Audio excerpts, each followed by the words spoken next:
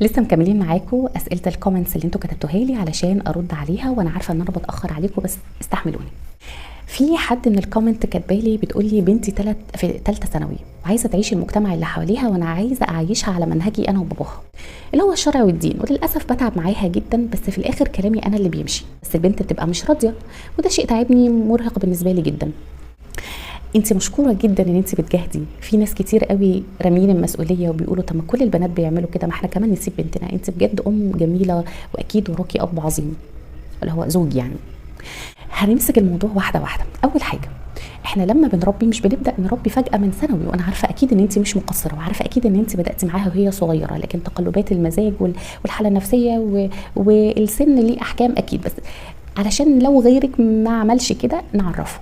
احنا بنبدا نربي من هم لسه صغيرين، من هم سنه ونص، سنتين ونص، نبدا نعرفهم. هتوصل 3 سنين مفيش لبس مثلا معين، في العاب ما ينفعش نقعد مع اولاد لوحدينا مثلا، نحاول نخلي الدايره بتاعتها كلها بنات، نحاول احنا بنتحكم في الدايره بتاعتها من وهي صغيره.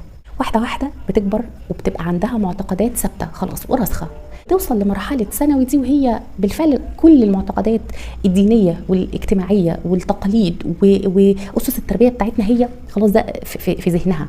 فمن زمان من وهي صغيره فكره ان هي عايزه تعيش زي المجتمع حواليها، انت ما حددتيش قوي ايه النقط اللي هي عايزه تعيشها، هل لبس، هل طريقه تفكير، لايف ستايل معين، مثلا تسمع اغاني، انت ما حددتيش قوي هي عايزه تعيش ازاي. بس ايا كان، وانا هاخد يعني بالشبه كده ان السمات بتاعت البنات اللي في السن ده تبقى عايزه تخرج وعايزه تلبس براحتها وعايزه ما يكونش عليها رقابه شديده مثلا.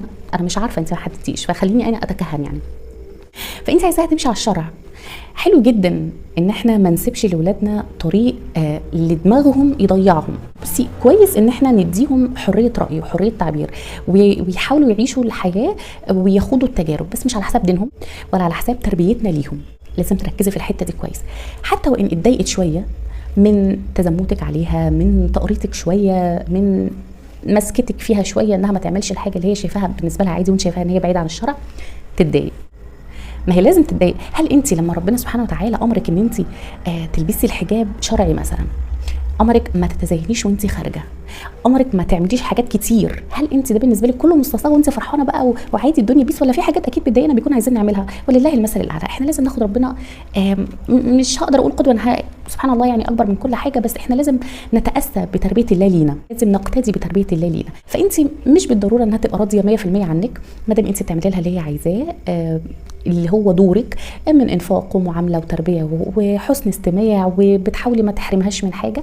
يبقى في نقط كده ما ينفعش ان احنا نختلف فيها، الدين، الشرع، التقاليد، العيب والصح، ومعتقداتي انا وباباها والبيئه اللي احنا فيها. في حاجات احنا خلاص احنا اتربينا عليها، ما ينفعش ان احنا نحود عنها. ربنا يعينك ويعين باباها يا رب، وانا مبسوطه بيكي قوي.